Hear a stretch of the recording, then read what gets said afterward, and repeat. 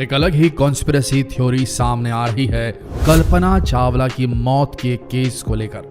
बहुत से space enthusiast के द्वारा यह कहा जा रहा है कि कल्पना चावला की मौत एक ऑर्केस्ट्रेटेड कार्यक्रम हो सकता है। तो क्या कल्पना चावला की मौत के पीछे नासा का हाथ था या ये सिर्फ एक और ही कल्पना, बेसलेस थ्योरीज है? क्या सचमुच नासा के वैज्ञानिकों को पता था कि कल्पना चावला वापस लौटकर नहीं आएगी? कहीं ये कोई साजिश का हिस्सा तो नहीं था या ये पूरी तरीके से एक बेसलेस फेक बात है? आइए जानते हैं इस वीडियो के माध्यम से।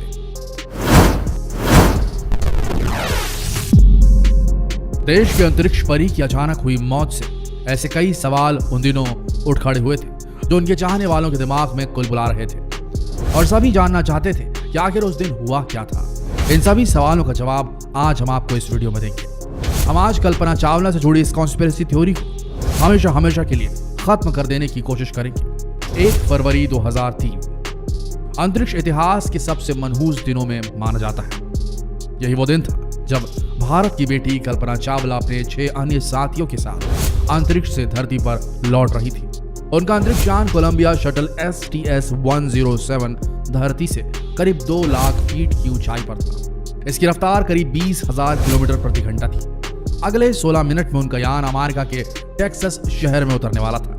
पूरी दुनिया बेसब्री से यान के धरती पर लौटने का इंतजार कर रही थी। अभी एक बुरी खबर आई कि नासा का इस यान से संपर्क टूट गया है। इससे पहले कि लोग कुछ समझ पाते, इस अंतरिक्ष यान का मलबा टेक्सास के डलास इलाके में लगभग 160 किलोमीटर क्षेत्रफल में फैल गया। इस हादसे में कल्पना चावला सहित 7 अंतरिक्ष यात्रियों की मृत्यु हो गई। मीडिया रिपोर्ट्स की माने तो कोलंबिया स्पेस शटल की उड़ान भरते ही पता चल गया था कि यह सुरक्षित जमीन पर नहीं उतरेगा, क्योंकि जैसे ही स्पेस शटल ने उड़ान भरी थी उससे थर्मल इंसुलेशन कोर का एक टुकड़ा टकरा गया था, जिसकी वजह से शटल के बाहरी हिस्से को कुछ नुकसान हुआ था और यह लगने लगा था कि 7 अंतरिक्ष यात्री शायद धरती पर वापस न लौट सके। अंतरिक्ष यात्रा के हर पल मौत के साए में स्पेस वॉक करती रही कल्पना चावला और साथ में उनके 6 साथी। उन्हें इसकी भनक तक नहीं लगने दी नासा ने। ऐसा बताया जाता है कि वो सुरक्षित धरती पर नहीं आ सकते थे। वो जी जान से अपने मिशन में लगे रहे। उन्हें कुछ भी पता नहीं था, बताया ही नहीं गया था, ऐसा माना जा रहा है कंस्पिरेसी थ्योरी के हिसाब से। वो पल पल की जानकारी नासा को भेजते रहे, लेकिन बदले में नासा ने उन्हें पता तक नहीं चलने दिया कि वो धरती को हमेशा के लिए छोड़कर जा चुके हैं। उनके शरीर के टुकड़ों को ही लौटना बाकी है। लेकिन नासा के वैज्ञानिक दल नहीं चाहते थे कि मिशन पर गए अंतरिक्ष यात्री घुट कर अपनी जिंदगी के आखिरी लम्हों को जिए। उन्होंने बेहतर यही समझा कि हादसे का शिकार होने से पहले तक वो मस्त रहे, अपनी जिंदगी के आखिरी दिन मौत के साए में न जीकर खुशी गुजारे। तो ऐसा करना सही था या गलत, ये हम नहीं कह सकते। खैर, आगे समझते हैं कहानी को।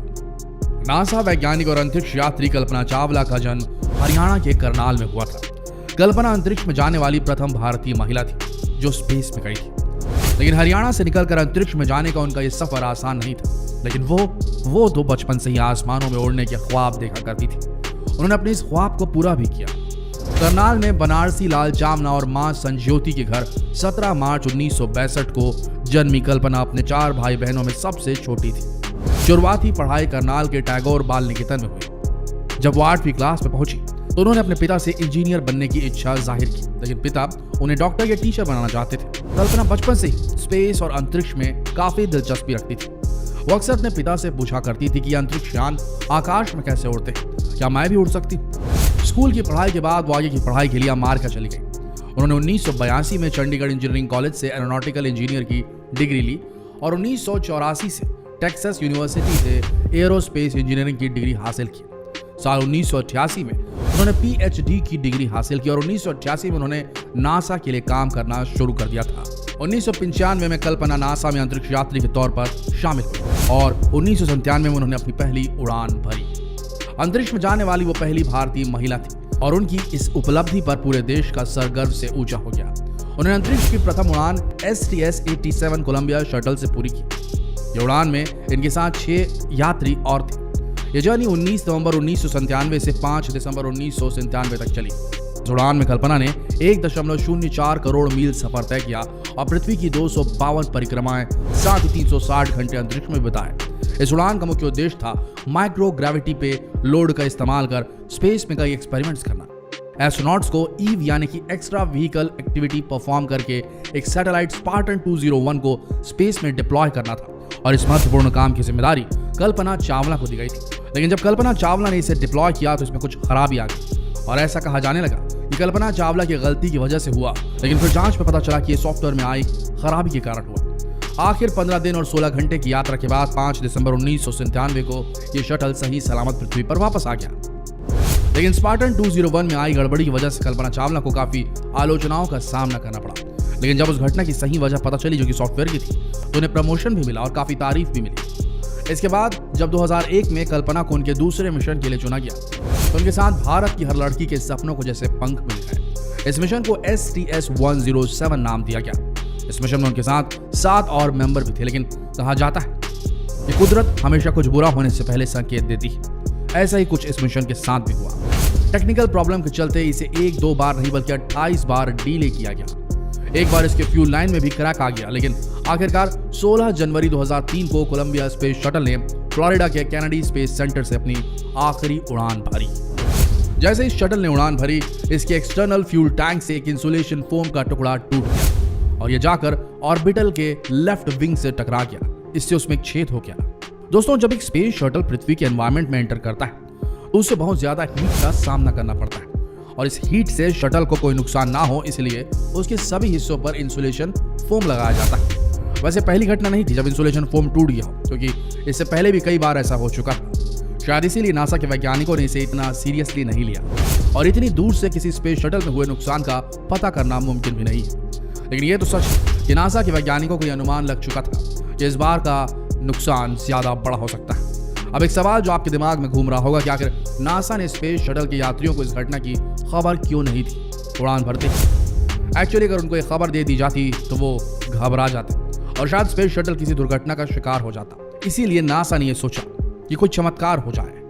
प्रार्थनाओं का दौर चला अंदर ही अंदर और स्पेस शटल सही सलामत पृथ्वी पर आ जाए, इसकी प्रार्थनाएं की जाने लगी नासा के अंदर। और इसी वजह से ये सारी बातें बताई उन यात्रियों को भी नहीं जो स्पेस में थे उस वक्त। अब कहने वाले इसे नासा की साजिश भी कहते हैं, लेकिन उस घटना को रोकना उनके हाथ में नहीं था। आखिरकार 1 फरवरी 2003 को भारतीय समय के अनुसार शाम 7:46 पर इस शटल को जमीन पर उतरना था। लेकिन जैसे ही 7:10 पर धरती की कक्षा में शटल ने प्रवेश किया, इसके विंग में हुए छेद से गर्म गैस शटल के अंदर आने लगी और कुछ ही समय में स्पेस शटल टुकड़े टुकड़े होकर टेक्सास शहर के ऊपर गिरने लगा। यह हादसा बहुत ही भयानक और दिल दहला देने वाला था और जो मिशन दुनिया में कामयाबी की मिसाल बनने वाला था वो धुएं और गैस के गुबार में कहीं खो गया और उसके साथ हो गई देश की वो अंतरिक्ष की परी जिसने देश की लड़कियों को सपने देखने की ख्वाहिश दी थी। कल्पना चावला के साथ हुए हादसे की सच्चाई के बारे में जानकर आपको कैसा लगा? असली सच्चाई क्या है ये तो नासा की गुप्त फाइलों में दफन होगी। लेकिन जो भी हो, जिस तरीके से ये अंतरिक्ष यात्री मानव जाति के एडवांसमेंट के लिए, मानव जाति की उन्नति के लिए अंतरिक्ष की सैर करते हैं, एक्सप्लोर करते हैं अंतरिक्ष, वहां जाकर एक्सपेरिमेंट्स करते हैं अपनी जान पर खेल कर, इन्हें किसी भी सैनिक से ज्यादा नहीं तो कम से कम एक सैनिक के बराबर सम्मान तो मिलना ही चाहिए, क्योंकि यही वो आखिरी रास्ता है जब हम अपनी पृथ्वी को पूरी तरीके से बर्बाद कर चुके होंगे। तो इन्हीं अंतरिक्ष यात्रियों की वजह से एक्सपेरिमेंट के द्वारा हम अपना अलग आशियाना अंतरिक्ष में बसा सकेंगे। तो दोस्तों, जितना हो सके इस वीडियो को शेयर करें फेसबुक पर, व्हाट्सएप पर, यूट्यूब पर, ताकि लोगों तक ये जानकारी पहुंच सके। मिलते हैं अगले वीडियो में, तब तक के लिए आप सबका इस वीडियो के अंत तक बनने के लिए दिल से धन्यवाद।